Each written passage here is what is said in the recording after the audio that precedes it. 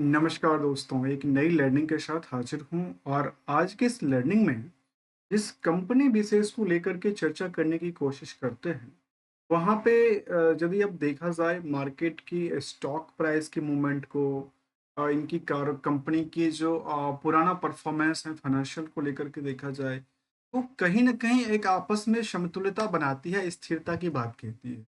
यदि आप कंपनी की वाई-ओ-वाई ग्रोथ को देखेंगे तो अचंभित हो जाएँगे। पर एक चीज़ में आकर के दिक्कतों का सामना करना पड़ा है, वो है क्वार्टर ऑन क्वार्टर में।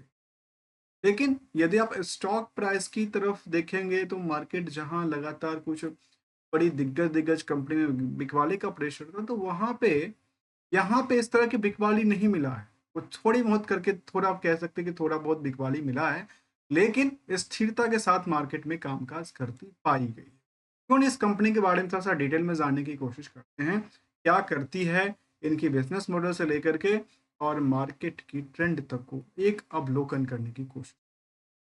यदि हम चलें डिस्प्ले पे सीधे-सीधे और देखा जाए कंपनी को लेकर, तो कंपनी में हम पीयर से स्टार्ट करते हैं, कंपैरिज़न करते हुए। तो ये हमने देखा कि इस कंपनी की वैल्यूएशन के दृष्टिकोण से तो काफ़ी ज़्यादा महँगा दिखता है। जो कि स्टॉक की प्राइस तो करीब ₹40 के आस-पास है। कंपनी का नाम है अ ओरिकॉन एंटरप्राइजेज़। लेकिन यदि आप कंपनी की बुक वैल्यू से मुताबिक कंपेयर करते हैं, इंट्रिंसिक वैल्यू से कंपेयर करते हैं, तो दोनों तरफ से ये अंडर वैल्यूड स्टॉक की कैटेगरी में फ़ील करता है। एक चीज़ पे और ध्यान देने की बात है और वो है कंपनी का वाई-ओ-वाई का डेटा और क्यू का डेटा।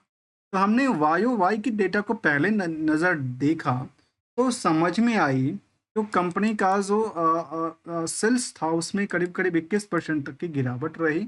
लेकिन उसके विपरीत में जो प्रॉफ़िट था वो 178% बढ़ गया। वहीं पे क्वार्टर ऑन क्वार्टर में देखा गया कि जो रेशियोज़ था वो नियर अबाउट 21% के आसपास क्या रहती है, पॉज़िटिव कन्वर्ट हो जाती है। जो पहले कंपनी नेगेटिव इम्पैक्ट डाल रही थी, वो अब जाके पॉज़िटिव हो जाता है और प्रॉफ़िट का नंबर जो पहले पॉज़िटिव था, वो नेगेटिव लॉस करीब 97 करोड़ की 97 परसेंट की एक गैपिंग के बाद शामिल करता है। अब जो नेक्स्ट स्टेप है समझने के लिए, वो है जो क्या कंपनी का अभी हमने क्या देखा, वाई-ओ-वाई की ग्रोथ देखी, क्यू-आर-क्यू का ग्रोथ देखा, स्टॉक प्राइस को कंपेयर किया बुक वैल्यू से, इंट्रिंसिक वैल्यू से, तो दोनों तरफ से वो अंडर वैल्यूड स्टॉक की कैटेगरी में फ़िल करता है। अब एक नया चैलेंज है कि चलिए हम मार्केट की जो स्टॉक प्राइस है, उसको भी एक ही नज़र में कंपेयर कर दें, क्यों नहीं करते हैं? चलिए इसको भी हम कंपेयर करने की कोशिश करें। तो ये देखा गया कि यहाँ पे हमने लिया कि 52 वीक की हाई पोजीशन से लेकर के अभी तक की पोजीशन को हमने कैप्चर किया, तो समझ में आया कि यहाँ कंपनी केवल 18% की गिरावट दर्ज करती है और कहाँ से, 52 वीक की हाई वाले प्राइस। तो दूसरी तरफ जो लोअर से करंट मार्केट की जोन को देखा जाए तो 48% की हलचल क्रिएट करता है। जबकि यदि आप इनके दिग्गज कंपनी हो जिसमें कि चाहे वो गारवेयर हाईटेक हो, आइनॉक्स इंडियाज़ हो, ईपीएल हो, एजीआई हो, टीसीपीएल जैसे कंपनी शामिल है, उन सभी कंपनियों के आगे यदि आप इनकी स्टॉक को देखते हैं तो ये केवल 18% की गिरावट दर्ज करती है। तो कुछ बड़ी दिग्गज कंपनी है जिसमें करीब 30%, 35% तक, 46% तक की गिरावट दर्ज करती है। तो हमने यहाँ से क्या 2 सीख देखा? हमने यहाँ से 2 देखा कि यहाँ पे फाइनेंशियल परफॉर्मेंस स्टेबल्स हैं और मार्केट में स्टॉक प्राइस भी स्टेबल्स हैं। तो चलिए क्या जो इनका कंपाउंडेड डेटा है ईयर एंड ईयर बेसिस का, वो भी कुछ कहता है या नहीं कहता? उस पे भी हम एक झलक देखने की कोशिश। देखिए, यहाँ पे यदि हम कंपनी को लेकर समझने की कोशिश कर रहे थे, तो हमने देखा कि जो ईयर एंड ईयर बेसिस में सेल्स था, वो लगातार गिरती जा रही है, लगातार गिरती जा रही है। गिरती-गिरती कहाँ तक गिरेगी वो पता नहीं है। लेकिन इसके विपरीत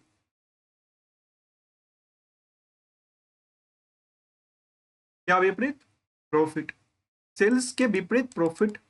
प्रॉफ़िट के समांतर इज़ द स्टॉक प्राइस जो कि 21% तक की रैली है।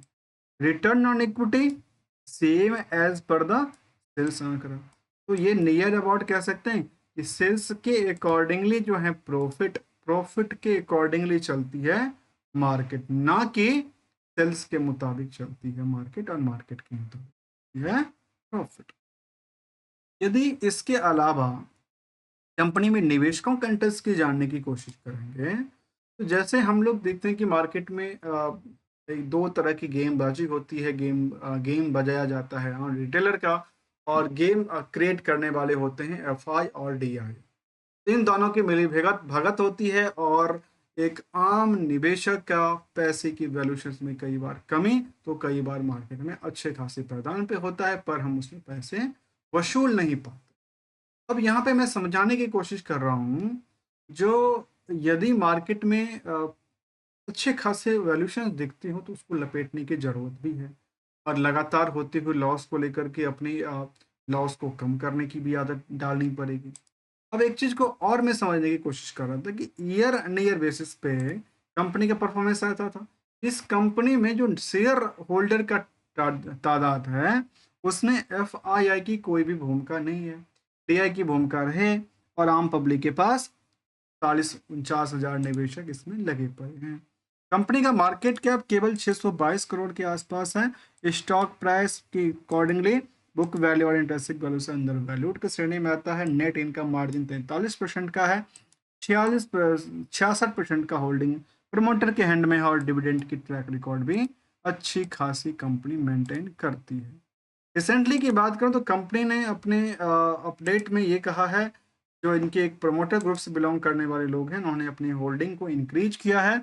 और साथ में यदि हम कुछ और डेटाबेस को देखने की कोशिश करें, जहाँ पे कंपनी के पास डिस्क्लोजर और सर, इससे पहले भी एक एक्विजिशन की बात सामने आई थी, सब्सटेंशियल एक्विजिशन ऑफ शेयर को लेकर के, जहाँ पे इनकी एक हजारी मल सोमानी जैसे जो इनकी फर्म है, उन्होंने जिक्र किया था कि इनके पास जो होल्डिंग था, वो दिन ब दिन अपनी होल्डिंग को बढ़ाती जा रही है। ये 17.20 तक पहुंचा। फिर उन्होंने लगातार अपडेट दिया है कि हम अपनी होल्डिंग को बढ़ा रहे हैं। होल्डिंग बढ़ाने के कई सारे साधन हो सकते हैं, जहाँ पे चाहे राइट इशू के थ्रू हो, प्रेफरेंशियल अलॉटमेंट के थ्रू हो, या फिर ओपन मार्केट से ही लेने की बात क्यों ना शामिल किया जाए।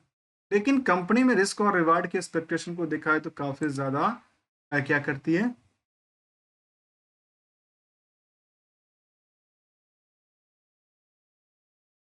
जिक्र करती है। और अक्सर दोस्तों हम कहते हैं कि we are not an traders, not an advisers, only as a learner. यदि वैल्यू एडिशंस मिलता है तो शायद आप चैनल को सब्सक्राइब भी कर सकते हैं, वीडियो को लाइक भी कर सकते हैं, और मिलेंगे कुछ नई पॉइंट के साथ, न्यू स्टडी के साथ। तब तक के लिए thanks for the joining us दोस्तों।